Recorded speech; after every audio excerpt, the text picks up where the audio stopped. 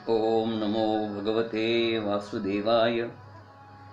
वसुदेवसुतं देवं कंसचाणूरमर्दनं देवकी परमानंदं कृष्णं वंदे जगद्गुरु। भागवत विद्यापीठ पुणे द्वारा आयोजित अधिक मास भागवत कथा सप्ताह कथामाला भाग 29 दिनांक 15 ऑक्टोबर 2020 बुधवार। आज आपल्या कथेची सांगता होईल। काल आपण अवधूतांनी केलेला यदूला उपदेश पाहिला, ज्याला अवधूत गीता म्हटल्या जाते। आज आपण यदुकुलाचा संहार, कृष्ण परमात्माचं निजधामाला गमन, परीक्षिताची मुक्ती, भक्तीची कथा आणि गोकर्ण महात्म्य आदी भाग बघणार आहोत। श्रीकृष्ण परमात्म्याची आता परतीची तयारी सुरू झाली होती। 125 वर्षाचा करार होता, तो संपला होता। त्यापैकी 11 वर्षे कृष्ण परमात्म्याने गोकुळात काढली, 14 वर्षे मथुरेत आणि 100 वर्षे कृष्ण परमात्मा द्वारकेत राहिले। अशा प्रकारे 125 वर्षाचा कालावधी कृष्ण परमात्मा आहे। श्री रामचंद्रांना मात्र 11,000 वर्ष राज्य शासन सांभाळलं होतं।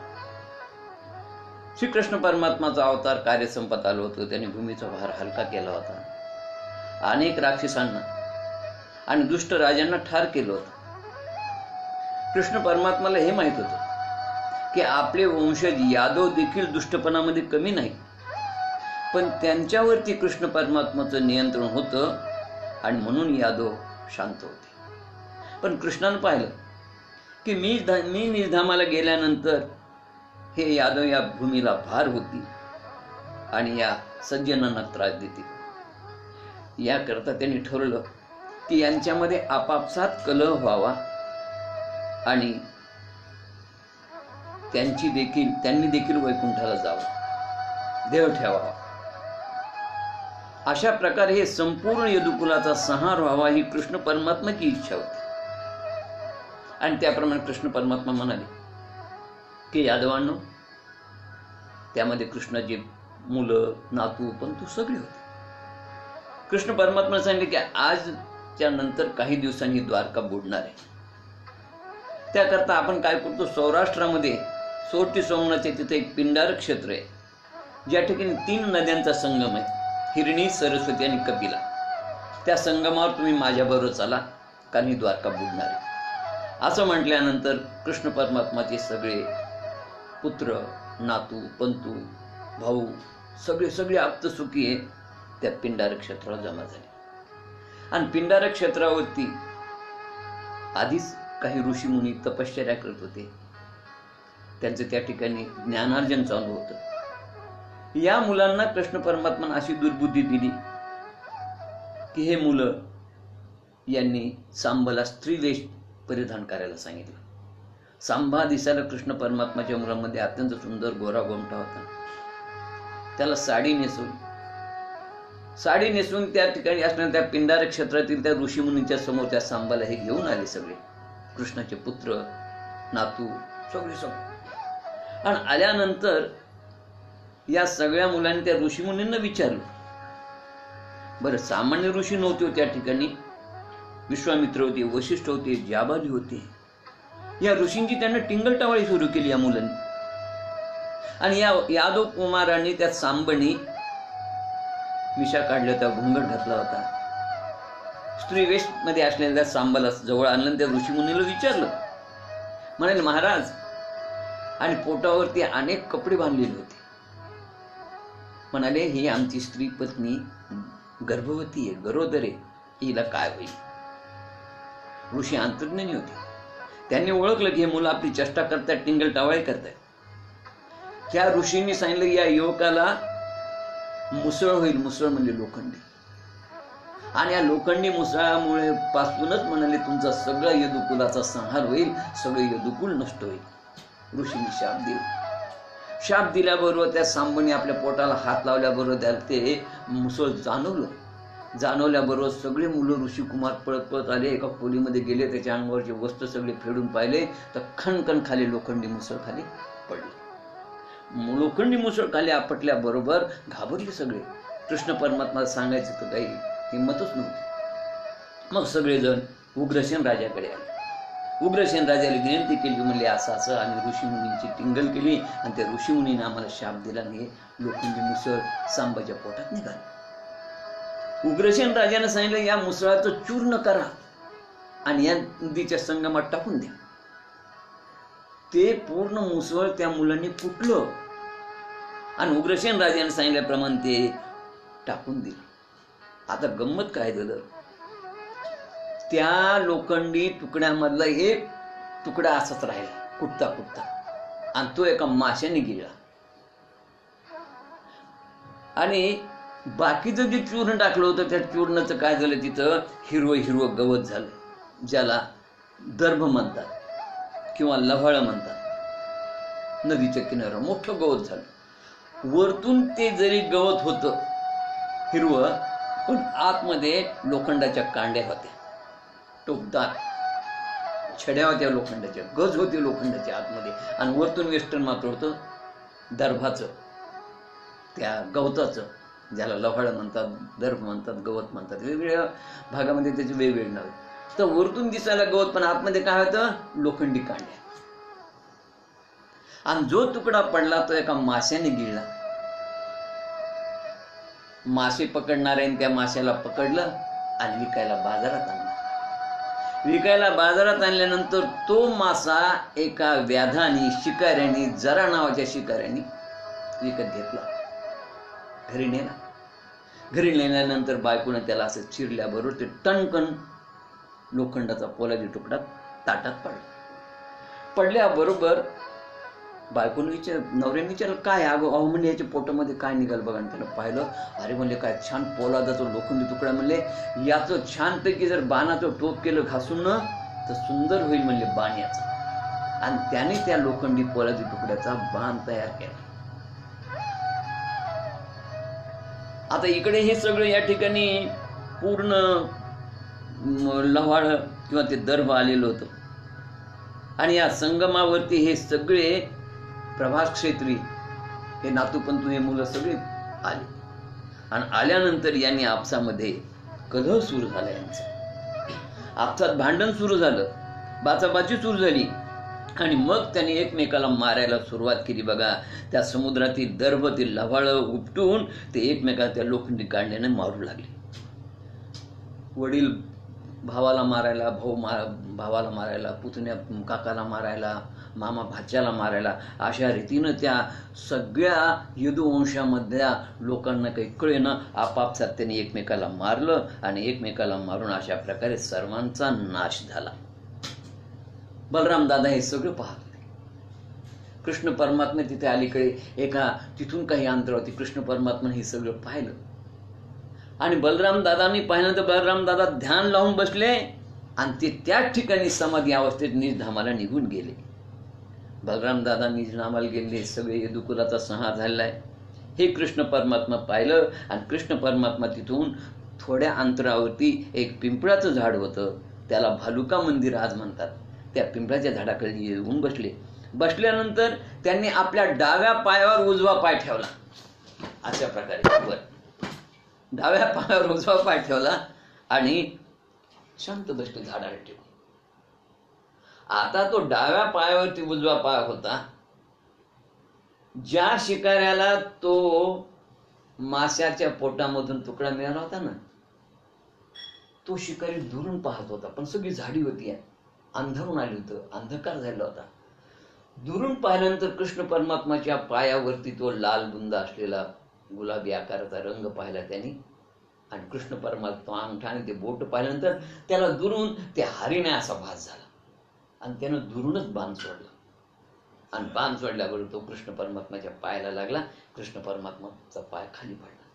खाली पडल्यानंतर तो आपलं हरिण या ठिकाणी मरून पडला असं म्हणून तो पळत पळत दुरून आला आणि येऊन पाहतो तर कृष्ण परमात्माच्या पायाला बांधला गेला. त्याने कृष्ण परमात्मा विनंती केली, म्हणले देवा, मी हरिण समजून बाण मारलं, यात माझी काही चुकी नव्हती. कृष्ण परमात्मा म्हणाले नाही, तू केलंस ते योग्य केलंस म्हणाले, मला काय करायचं शिक्षा करा. कृष्ण परमात्मा म्हणे तुला शिक्षा नाही म्हणे, या बदल्यात तुला स्वर्गातून विमान येईल आणि तू स्वर्गात जाशील. कारण त्या मुसळापासूनच सगळ्या यदुकुलाचा संहार होता आणि कृष्ण परमात्माचा बर संहार होणार होता. म्हणून तो मुसळाचा जो तुकडा पडला मिळाला होता तो त्याने बाणाला लावला होता, तोच बाण मारला होता. हा व्याध जो होता, हा शिकारी जो होता, हा जो जरा जो होता, हा मागच्या जन्मातला वाली होता रामकाळात. ज्या वालीला कृष्ण परमात्माचं झाडाच्या आडून बाण मारून ठार केलं होतं, आज तू या ठिकाणी पूर्ण बदला त्याने घेतला. तू माझा बदला घेतला म्हणजे योग्य झालं म्हणले, आज संपलं म्हणले आणि तुला स्वर्गाचे विमान घेतलं. त्याने नमस्कार केला, विमान आलं स्वर्गाचं. कृष्ण परमात्माला 3 प्रदक्षिणा घातल्या आणि तो त्या विमानात बसून स्वर्गात निघून गेला. नंतर कृष्ण परमात्माचा जो रथाचा जो प्रमुख होता दारुक, तो दारुक त्या ठिकाणी आला. दारुकांनी सगळी अवस्था पाहिली की सगळ्या यदुकुलाचा संहार झालाय आणि बलराम दादा जे ते निजधामाला निघून गेले, त्यांनी समाधी लावलेली आहे, कोणीच जिवंत राहिलं नाही फक्त. आणि कृष्ण परमात्मा जो आहे तोही त्याच्या पायाला बांध लागलेला आहे आणि आता कृष्ण परमात्मा देखील आपल्या सोलुकीत जाण्याच्या मार्गावर आहेत. हे त्या दारुकनं पाहिल्यानंतर नमस्कार केला. कृष्ण परमात्म्याने त्या दारुकाला सांगितलं की दारुका, आजच्या बरोबर 7व्या दिवशी द्वारका बुडणारे, तुम्ही द्वारकेला जा. तिथं अर्जुन आलेला आहे, अर्जुनाबरोबर माझ्या आई वडिलांना म्हणा हस्तिनापुराला जा आणि द्वारकेत जे कोणी थांबलेले असतील त्या सर्वांना ताबडतोब हस्तिनापुराला पाठवा. आज द्वारका या 4-5 दिवसामध्ये द्वारका बुडेल. दारुकांनी नमस्कार केला आणि जाऊन अर्जुनाला निरोप दिला की तुम्ही सगळे इंद्रप्रस्थला हस्तिनापूरला जा, द्वारकेत कोणी राहू नका, द्वारकेचा त्याग करा कारण ती बुडणार आहे. अशा रीतीनं तो तिकडे निघून गेला आणि अचानक या ठिकाणी आता श्रीकृष्ण परमात्माचा निरोप घेण्याची वेळ झाली होती. एवढ्यात त्या ठिकाणी ब्रह्मदेव, शंकर, ऋषीमुनी, इंद्रादी देव सारे आले. त्यांनी कृष्ण परमात्मावर पुष्पवृष्टी केली. कृष्णानं भूमीचा भार हलका केला होता, धर्मकार्य केलं होतं आणि स्वर्गातून रथ आला आणि अचानक कृष्ण परमात्मा त्या रथात बसलेले दिसले. नंतर कृष्ण परमात्मा कोणालाच दिसले नाही आणि मग सगळ्यांनी अंदाज केले कृष्ण परमात्मा सोलोकी निघून गेले. तर मात्र त्यावेळेस आकाशातून पुष्पवृष्टी झाली, स्वर्गात नौबदी वाजत होत्या, दुंदुबी वाजत होती, आकाशामध्ये अप्सरा नृत्य करत होत्या. अशा रीतीनं कृष्ण परमात्माचं या ठिकाणी निर्याण झालं होतं. ते सोलोकी गेले होते. बोला गोपाल कृष्ण भगवान की जय. अशा प्रकारे संपूर्ण हे श्रीमद भागवत परीक्षितानं, शुकाचार्यांनी परीक्षिताला सांगितलं आणि परीक्षितानं ऐकलं.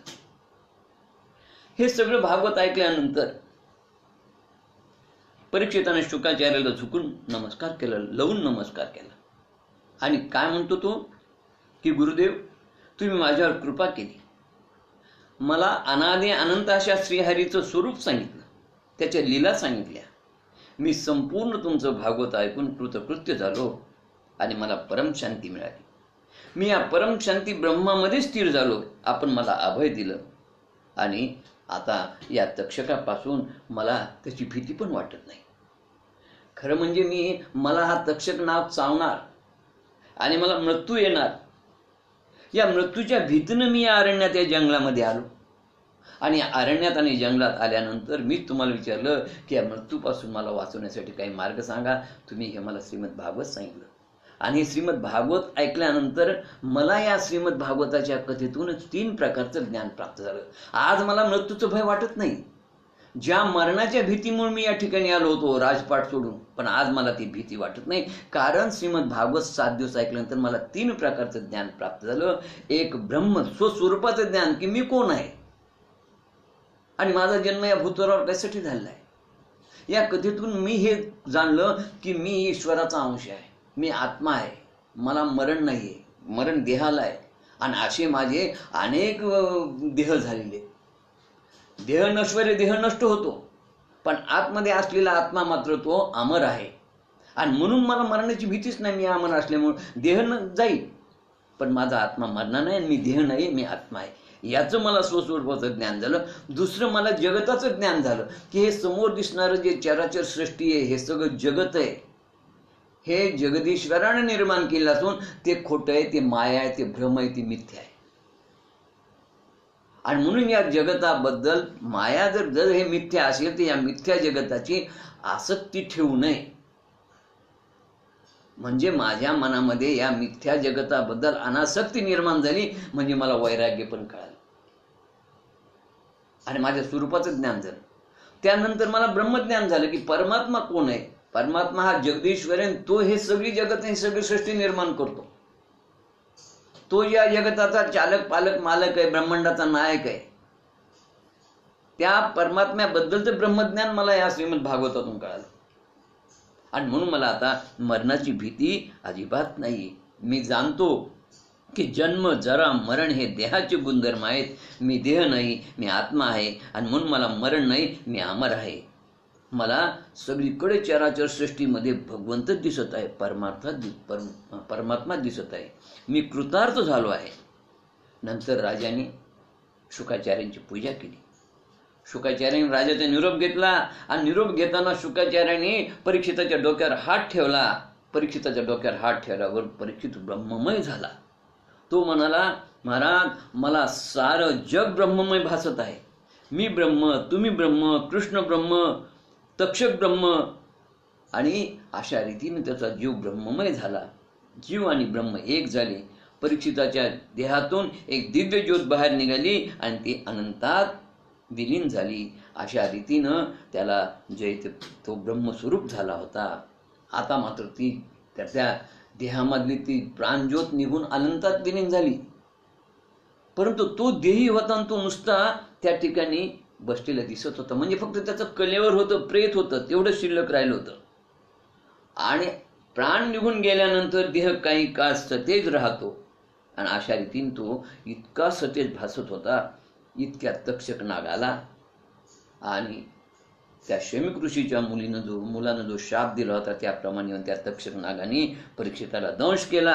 पण तिथं परीक्षित नव्हताच, फक्त त्याचा तो देह होता. तो देह जळून भस्म झाला. कारण परीक्षित तर अगोदरच अद्वैत ब्रह्माशी एकरूप झालेला होता, त्याला मोक्ष मिळाला होता आणि त्याचा देह जळून भस्म झाला. आणि अशा रीतीने त्याचं महानिर्वाण झालं. महानिर्वाण झाल्याबरोबर सगळीकडे हाहाकार झाला. स्वर्गातून दुंदुबी वाजली, पुष्पवृष्टी झाली. 7 दिवसात श्रीमद भागवत कथा ऐकून परीक्षिताला मुक्ती प्राप्त झाली, ती मोक्ष प्राप्त झाला होता. अशा रीतीनं इथे त्याला मुक्ती प्राप्त झाली. असंही श्रीमद भागवत. एकदा सनत कुमारांनी नारदाला सांगितलं होतं की या कथेत जो आनंद मिळतो तो ब्रह्मानंदापेक्षा श्रेष्ठ आहे. 7 दिवसामध्ये अशा रीतीनं त्या परीक्षिताला कशी मुक्ती मिळाली हे त्यांनी सांगितलं. आणि त्यांनी सांगितलं की हे भागवत हे भक्तीचं शास्त्र आहे.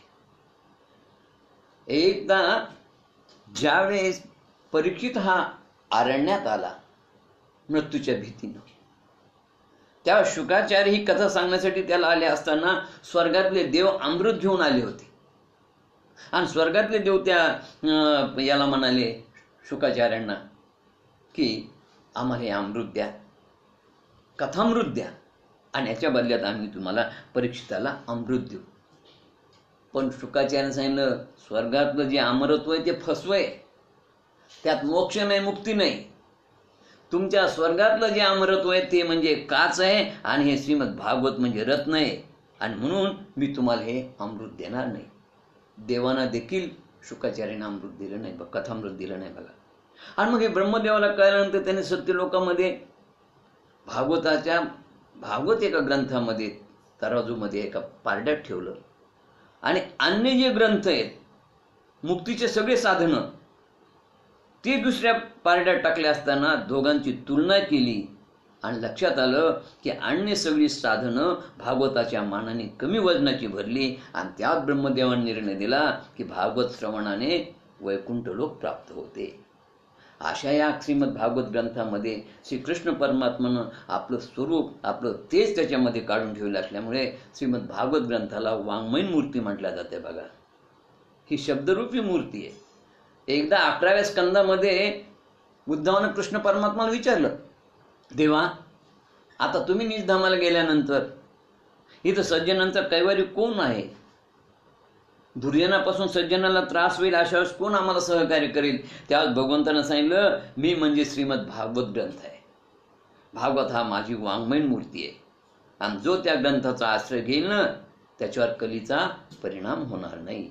अशा रीतीनं म्हणून आपण आरतीमध्ये म्हणतो, ग्रंथ नव्हे हा श्रीकृष्ण, गीते वेदी मनपूर्ण, अनन्य होता या शरण, खचित टळे जन्म मरण. जय हो जय श्री भागवता, आरती करू तुझं भगवंता. असं त्यामुळं आरतीमध्ये म्हटलेलं बघा.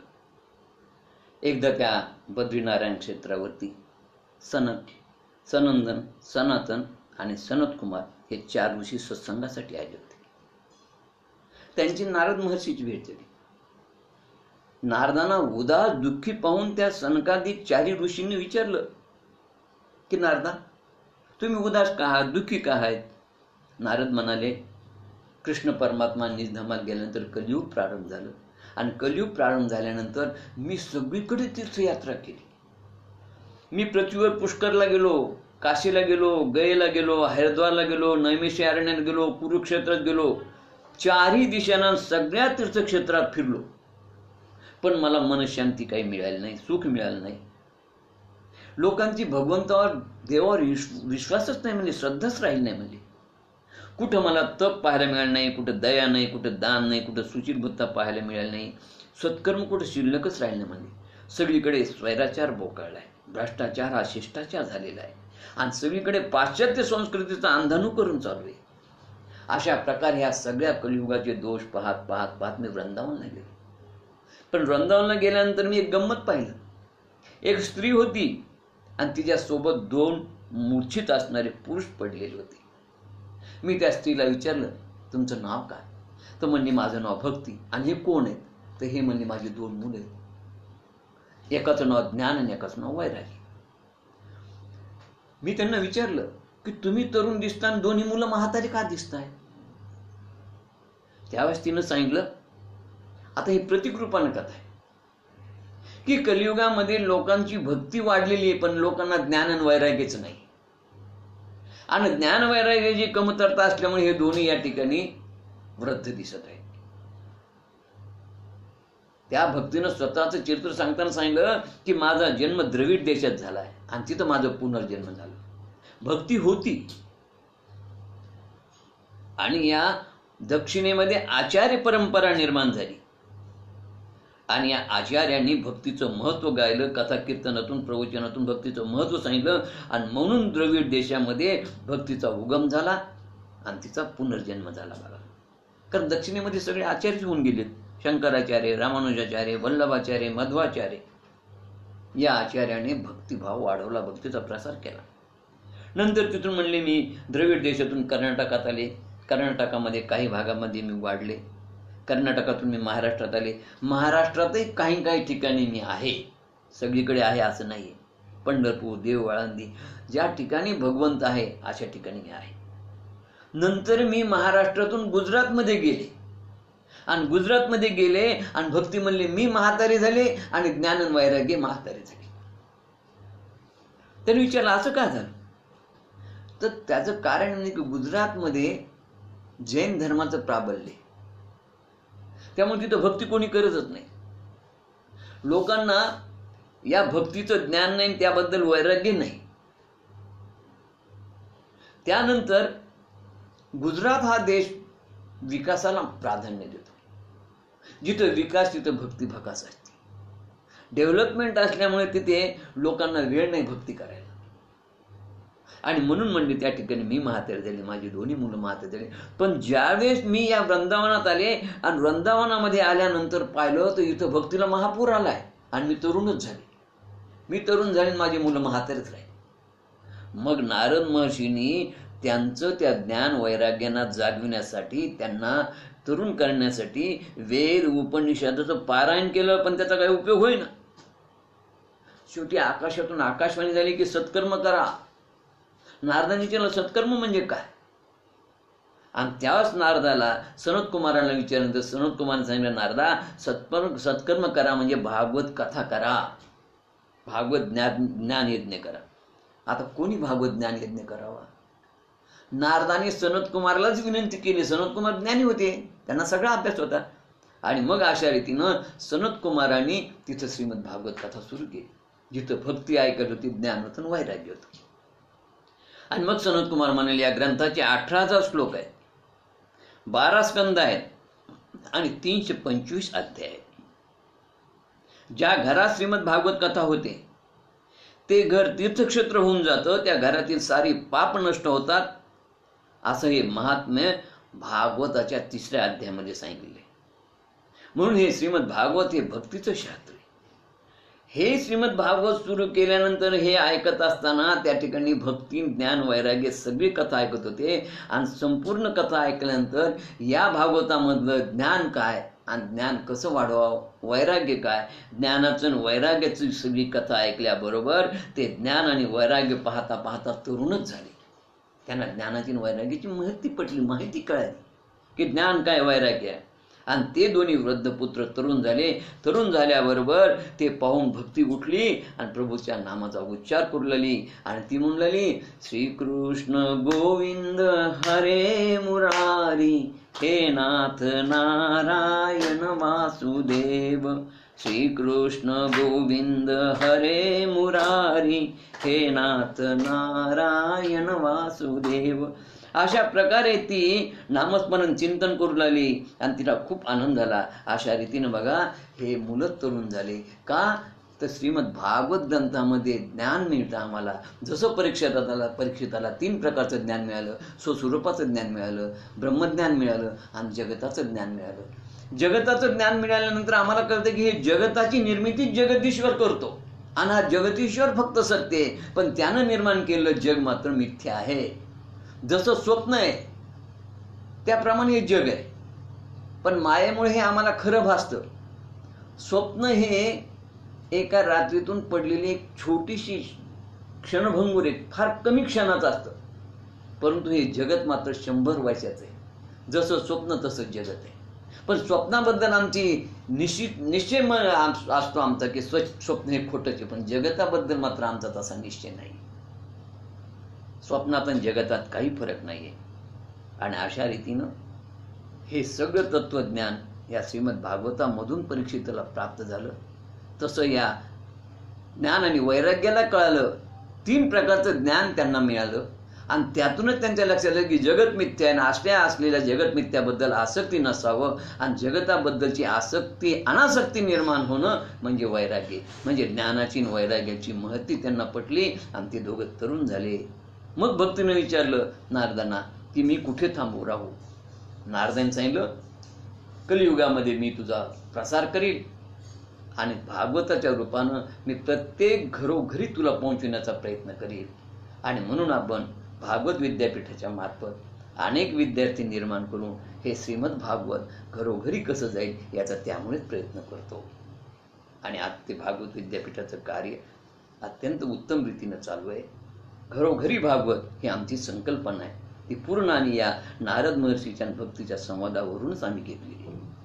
आणि अशा रीतीने मग नारद महर्षींनी भक्तीची स्थापना प्रत्येकाच्या हृदयात केली आणि तेच कार्य पुढे आपण भागवत विद्यापीठाच्या मार्फत करत आहोत. गोपाल कृष्ण भगवान की जय. यानंतर आता आपण एक शेवटची कथा असते ती म्हणजे गोकर्ण उपाख्यान. ज्यांनी आजपर्यंत श्रीमद भागवत या 7 दिवसात किंवा महिन्यामध्ये ऐकलं नसेल त्यांना आजचं श्रीमद भागवत आणि या श्रीमद भागवतामध्ये असलेली अवतरणिका ऐकली म्हणजे असं म्हटलं जातं, रूढी आहे, परंपरा आहे की संपूर्ण भागवत ऐकल्याचं श्रेय प्राप्त होतं. असं हे गोकर्ण महाआख्यान बघा. आपण पाहिलं की परीक्षेताला 3 प्रकारचं ज्ञान मिळालं, त्यानंतर वैराग्य प्राप्त झालं, ब्रह्मज्ञान झालं आणि तो मुक्त झाला. अहो भागवतानं मनुष्य मुक्त होईल यात वादच नाही, पण पिशाची देखील मुक्त होतात. श्रीमद भागवतामध्ये आत्मदेव ब्राह्मणाची कथा आहे. तुंगभद्रा नदीच्या तीरावर आत्मदेव नावाचा एक ब्राह्मण राहत होता. त्याच्या पत्नीचं नाव होतं धुंदुली. आत्मदेव ब्राह्मण फार सज्जन होता, पण त्याची पत्नी मात्र धुंदुली स्वभावाने क्रूर, भांडकुदळ आणि दुसऱ्याच्या उखाळ्या पाखाळ्या काढणारी होती. आणि मुलगा धुंदुकारी. अत्यंत वाईट व्यसनी होता. खा प्या मजा करा या वृत्तीचा होता. तुंगभद्रा म्हणजे मानव काया, आत्मदेव म्हणजे यामध्ये राहणारा आत्मा, आणि धुंदुली म्हणजे वाईट बुद्धी, आणि माणसाची वाईट वृत्ती म्हणजे धुंदुकारी. हे रूपकृपान आलेले कथानक. आता या आत्मदेव ब्राह्मणाला संतती नव्हती, आणि संतती नसल्यामुळे त्याला संसारात सुखच वाटेना. त्याने सगळे प्रकारचे प्रयत्न केले, पण त्याला संतती झाली नाही. त्याच्याकडे एक गाय होती, त्या गायीलाही वासरू झालं नाही. बरं, त्याने एक आंब्याचं झाड लावलं होतं, त्या आंब्याच्या झाडालाही फळ आले नाही. तो स्वतःला भाग्यहीन समजू लागला, आणि त्यामुळे त्यानं ठरवलं की आपण प्राण त्याग करावा. म्हणून तो एका अरण्यात आला. अरण्यात आल्यानंतर त्याला एक तपस्वी भेटला. आत्मदेवानं त्या तपस्व्याला सांगितलं की मला पुत्र हवा, मला आशीर्वाद द्या. तपस्वीने हात पायला आणि म्हणाले, आत्मदेवा, तुझ्या नशिबात 7 जन्म पुत्र नाही. असं ऐकल्याबरोबर आत्मदेवाने त्या तपस्व्याला सांगितलं की तुम्ही जर मला काही जर उपाय करून मला फळ नाही दिलं, किंवा मला जर पुत्र नाही झाला, तर मी तुमच्याच पायावरती डोकं आपटून प्राण त्याग करेन. त्या बिचाऱ्या तपस्व्याने विचार केला, फट म्हणता ब्रह्महत्या कशाला. आपल्या झुळीतले फळ काढलं आणि आत्मदेवाला फळ दिलं आणि सांगितलं, हे जा आणि तुझ्या बायकोला खायला दे. आत्मदेव ते फळ घर घेऊन आला. आल्याबरोबर तिनं बायकोला दिलं. बायकोनं तातडीनं बायकांची बैठकच बोलवली, आणि बैठकीमध्ये विचार मांडला की फळाला, ती म्हणली, बायकांनीच सांगितलं त्या फळाला मुलं होत नसतात. सर्वानुमते त्याचा ठराव पास झाला, आणि म्हणून फळाची परीक्षा घ्यावी त्याकरता ते गायीला खाऊ घालो असं ठरलं. बघा, त्याप्रमाणे अंमलबजावणी झाली. अंमलबजावणी झाली, ते गायीला खाऊ घातलं. आता हिला वाटलं, गायीला फळ खाऊ घातल्यानंतर मला जर पुत्र नाही तर मला नवरा काय म्हणेल.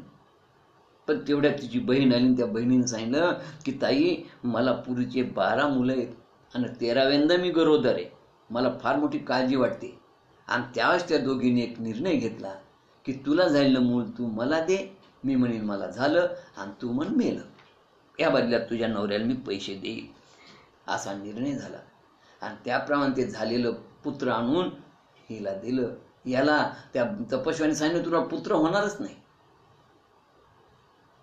पण त्या गायीला मुलगा झाला माणसासारखा, आणि त्याला कान फक्त गायीसारखे होते, म्हणून त्याचं नाव ठेवलं गोकर्ण. आणि या बहिणीचा पोरगा तो धुंदुकारी, तो या ठिकाणी आणून त्या बहिणीला दिला. हा धुंदुकारी अत्यंत दुष्ट दुर्गुणी होता, पण गोकर्ण मात्र अत्यंत हुशार, विद्वान, पंडित आणि ज्ञानी झाला. आणि हा धुंदुकारी दुराचारी होता, कुलघातकी होता, तमोगुणी होता, राक्षस वृत्तीचा होता. आणि त्यानं एवढं नंतर आई वडिलांना त्रास दिला की आई वडिलांना वाटलं अरे निपुत्रिक राहिलो असतो तरी बरं झालं असतो. आणि शेवटी गोकर्णानं आत्मदेवाला उपदेश केला की बाबा, तुम्ही वनात जा, रानात जा, तपश्चर्या करा, याच्या नादी लागू नका. आत्मदेव ब्राह्मण वनात गेला, चिंतन करू लागला, आणि तो तिकडेच मुक्त झाला. आता इकडे धुंदुकारीनं आईला मारहाण करायला सुरुवात केली. त्या आईनेही जे ते एक दिवस आत्महत्या केली, आणि धुंदुकारीचा मनाप्रमाणे स्वैर वागू लागला. स्वैर वागता वागता त्यांनी घरामध्ये 5 वेश्या आणून ठेवल्या. आता या 5 वेश्यांना जे ते त्यांचं पैसा, त्यांची चोचली पुरवण्यासाठी तो जो आहे तो चोऱ्या करू लागला. आणि चोऱ्या करता करता एकदा त्या धुंदुकारीनं राजाच्या महालातच चोरी केली, आणि वेश्यांना भरपूर जे ते सोनं नाणं आणून दिलं. हे सोनं नाणं आणून दिल्यानंतर त्या वेश्याने विचार केला, हा जर जिवंत राहिला तर राजा या धनाचा शोध घेईल, आणि यानं चोरलं म्हणून कळल्यानंतर राजा आपल्याकडे असलेलं धन हिरावून घेईल, आणि आम्हाला चोरीचा माल आम्ही बाळगला म्हणून आम्हाला दंड भोगावा लागेल. त्याकरता या धुंदुकारीला आपण आज रात्री ठार करू आणि सगळ्या पळून जाऊ. असा विचार करून त्या 5 वेश्यांनी त्याच्या गळ्यात फास टाकला. तो मरेना म्हणून शेवटी त्याला धुण्याच्या मोगरीनं, बॅटनं, लाकडाने त्याला मारलं. त्याच्या तोंडावरती जळते निखारे ठेवले, आणि अशा रीतीनं शेवटी त्या धुंदुकारीला मृत्यू आला. त्याने प्राणत्याग केला आणि तो प्रेत योनीत गेला. गोकर्णाला ही धुंधुकाराच्या मृत्यूची बातमी करता त्यानं गयेला श्राद्ध केलं आणि तो श्राद्ध करून तीर्थाटन करून परत गावी आला. आणि गावी आल्यानंतर रात्री झोपला असताना त्याला अचानक कोणाच तरी रडण्याचा आवाज आला. गोकर्णानं रात्री 12ला उठून विचारलं, कोण आहेस तू? तुझी दशा अशी का झाली? तू भूत आहेस, पिशाची आहेस का प्रेत आहेस, कोण आहेस? त्यावेळेस तो म्हणाला, गोकर्णा, मी तुझा भाऊ धुंधुकारी आहे रे. खूप पाप केलं मी, म्हणून माझी अशी स्थिती झाली आहे. मला प्रेत योनी मिळाली आहे. गोकर्ण म्हणाला, अरे तुझ्यासाठी मी तर गैर श्राद्ध केलं होतं, पिंडदान केलं होतं. पण त्याने सांगितलं, अशा श्राद्धांनी आणि अशा पिंडदानांनी आमच्यासारखे लोक जे ते सुधारत नाही, उद्धार होत नाही. खरा इथे त्याचा उद्धार न होण्याचं कारण असं आहे की गोकर्णाचं आणि धुंधुकारीचं दोघांचं गोत्र वेगळं होतं. तो मावशीचा मुलगा होता. यानं ज्यावेळेस तिथं सगोत्री नव्हता तो, आणि सगोत्री नसल्यामुळे तो मुक्त झाला नाही. यानं गयेला पिंडदान करताना गोकर्णानं स्वतःच्या गोत्राचा उच्चार केला, पण तो याच्या गोत्राचाच नव्हता आणि म्हणून त्याला मुक्ती मिळाली. शेवटी दुसऱ्या दिवशी 12 वाजता सूर्यनारायणाला गोकर्ण नमस्कार केला आणि विचारलं, म्हणले, सूर्यनारायणा, माझी विनंती आहे की या माझ्या भावाची मुक्तता होण्यासाठी मी काय करावं, त्याच्या उद्धाराचा काहीतरी मार्ग सांगा. आणि सूर्यनारायणाने सांगितलं की विधिपूर्वक भागवत कथा करा. भागवत कथा केल्यानं ज्या ठिकाणी श्राद्ध कर्माने ज्या जीवाची मुक्ती होत नाही त्यांना भागवत मुक्त करतंय. भागवत मुक्तीचं शास्त्र आहे. ज्याच्या श्रवणाने प्रेत योनी मुक्त होते, तसेच भागवत कथा ही प्रेत पीडा नाशक आहे. भागवत सप्ताहाने पितृदोष नष्ट होतात. ज्यांचे माता पित्याचं श्राद्ध पक्ष होत नसेल आणि काही जीव या श्राद्ध पक्षाने मुक्त होत नाहीत, त्यांना सद्गती मिळत नाही, अशा वेळी भागवत सप्ताहाने त्यांना सद्गती मिळते. नारायण नागबळीपेक्षा पितृदोष पिशाची पीडा नष्ट होण्यासाठी श्रीमद भागवत पारायण अत्यंत उपयुक्त आहे. गोकर्णाने सूर्यनारायणाचा विचार घेऊन भागवत सप्ताहाचं आयोजन केलं. गोकर्ण भागवत सप्ताह करणार म्हणल्यानंतर खूप लोक जमा झाले. त्याने विधियुक्त पूजा अर्चा करून श्रीमद भागवताच्या कथेला प्रारंभ केला. बसायला जागा पुरेना. आता हा प्रेत योनीमधला धुंधुकारी कुठे बसावा जागा शोधत असताना त्यानं पाहिलं तर त्याच ठिकाणी एक 7 पेर असणारा एक बांबू होता. 7 कांडे असणारा एक बांबू होता. त्यातल्या पहिल्या कांड्यामध्ये तो बसला आणि त्या कांड्यात बसून तो कथा ऐकू लागला.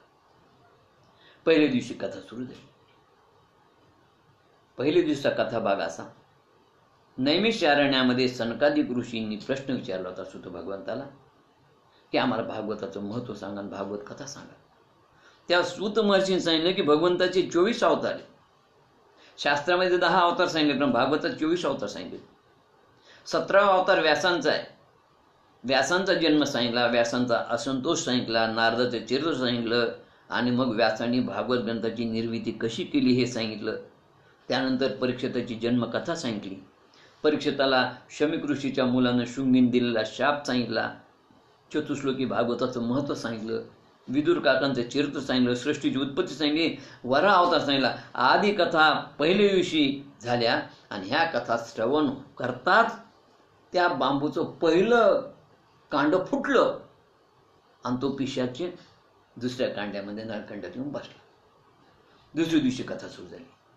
दुसऱ्या दिवशी कपिल मुनींचा अवतार, सांख्यशास्त्र, दक्ष प्रजापतीची कथा, ध्रुवाची कथा, अंगवेन पृथुराजेची कथा, पुरंजनाख्यान, प्रियव्रताचं आख्यान, नाभिराजेची कथा, जडमर्थाची कथा आदी कथा ऐकता दुसरं गाठ फुटली. दुसऱ्या दिवशीचं कांड फुटलं आणि तो प्रेतात्मा तिसऱ्या नळकांड्यामध्ये येऊन बसला.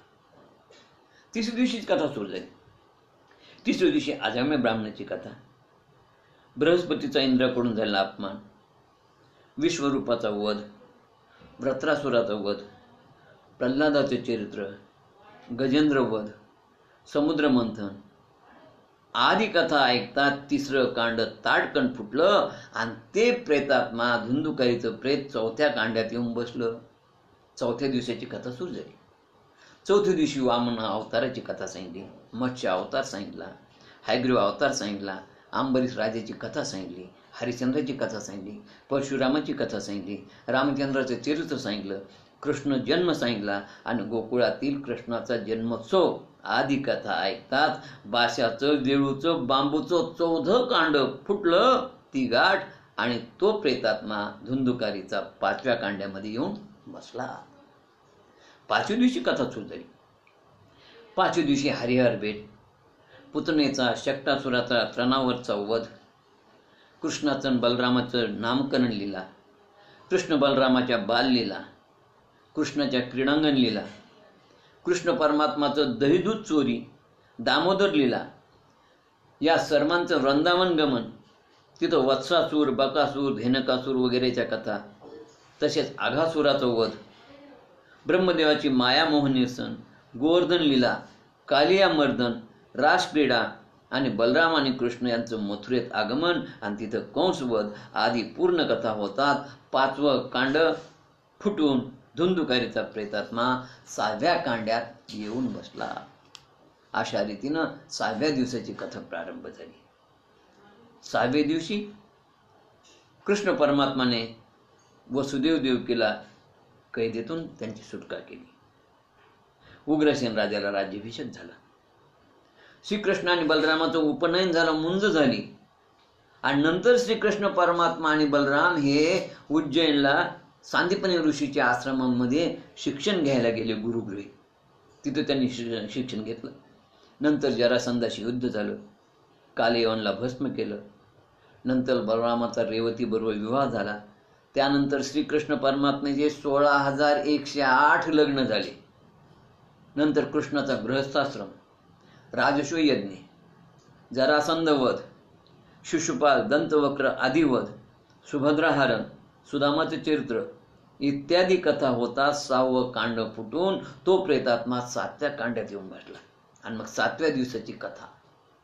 7व्या दिवशी अवधूताने केलेले 24 गुरु, यदुकुलात शाप, यदुकुलाचा संहार, कृष्ण परमात्माचं निजधाम गमन, परीक्षिताचा देहत्याग, नारद आणि भक्तीची कथा, गोकर्णाचं महात्म्य आदी कथा ऐकताच 7वं कांड ताडकन फुटून परीक्षिताची मोक्ष कथा ऐकताच त्या बाशातून, वेळूतून एकदम दिव्य पुरुष बाहेर आला. तो प्रेत योनीतून मुक्त झाला. स्वर्गातून त्याला विमान आलं आणि त्या विमानात बसून तो निघून गेला. गोपाल कृष्ण भगवान की जय. आता हे जे बास होतं, बांबू होतं, प्रत्येक जीवात्मा 7 प्रकारच्या वासनेत अडकलेला असतो. प्रत्येक दिवसाची कथा ऐकल्याबरोबर 7 दिवसामधून 7 वासना, त्याचे 7 मोह नाहीसे झाले. आणि मोक्ष म्हणजे मोहाचा क्षय.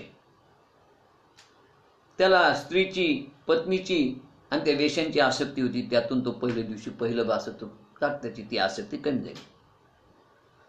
दुसरं बास फुटलं, दुसऱ्या दिवशी कथा ऐकताना त्याची पुत्राची आसक्ती कमी झाली. तिसऱ्या दिवशी तिसरं बास फुटलं त्यावेळेस त्याची व्यावसायिक आणि आर्थिक आसक्ती कमी झाली. चौथ्या दिवशी द्रव्याची आसक्ती कमी झाली. 5व्या दिवशी कौटुंबिक आसक्ती कमी झाली. 6व्या दिवशी घरादाराची आणि मालमत्तेची आसक्ती कमी झाली. 7व्या दिवशी आपल्या परिसराची, आपल्या गावाची आसक्ती कमी झाली. अशा रीतीनं या जीव बांधला जातो आणि यातून जीवाला सोडवण्याचा हा प्रयत्न श्रीमद भागवत करतं. वासनेची एक एक गाठ सुटत गेली, भगवंताबद्दल प्रेम वाढत गेलं आणि संसार आसक्तीच्या गाठी सुटत गेल्या. आणि अशा रीतीनं भगवंताचं नामस्मरण करत करत करत शेवटी धुंदुकारी याला स्वर्गाचं विमान आलं आणि विमान येऊन तो मुक्त झाला. गोपाल कृष्ण भगवान की जय. अशी ही कथा या अधिक मासामध्ये, पुरुषोत्तम मासात ही श्रीमद भागवत कथा श्रवणाचं फार अनन्य महत्व आहे.